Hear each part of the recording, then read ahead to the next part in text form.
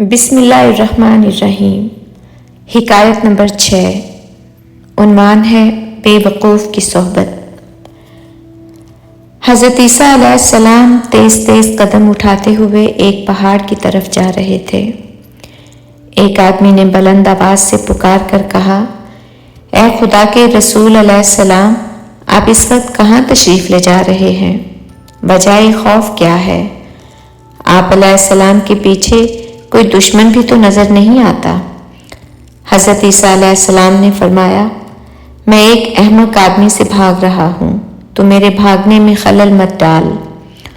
اس آدمی نے کہا، یا حضرت، آپ کیا وہ مسیحا علیہ السلام نہیں ہیں جن کی برکت سے اندھا اور بہرا شفا یاب ہو جاتا ہے؟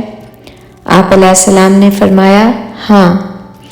اس آدمی نے کہا، کیا آپ علیہ السلام وہ بادشاہ نہیں ہیں جو مردے پر کلام الہی پڑھتے ہیں اور وہ اٹھ کھڑا ہوتا ہے؟ آپ علیہ السلام نے فرمایا، ہاں۔ اس آدمی نے کہا، کیا آپ علیہ السلام وہی نہیں ہیں کہ مٹی کے پرندے بنا کر ان پر دم کر دیں تو وہ اسی وقت ہوا میں اڑنے لگتے ہیں؟ آپ علیہ السلام نے فرمایا، بے شک میں وہی ہوں۔ پھر اس شخص نے حیرانگی سے پوچھا کہ اللہ تعالیٰ نے آپ علیہ السلام کو اس قدر قوت عطا کر رکھی ہے تو پھر آپ علیہ السلام کو کس کا خوف ہے؟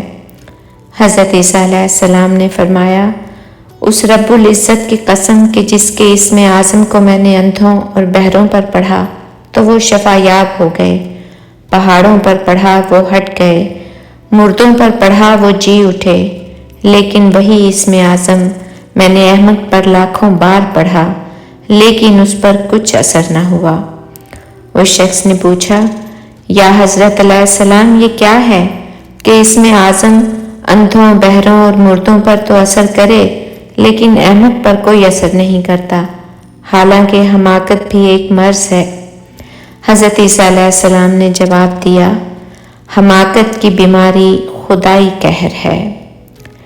اس حکایت سے ہمیں یہ درس ملتا ہے کہ بے وقوف کی صحبت سے تنہائی بہتر ہے۔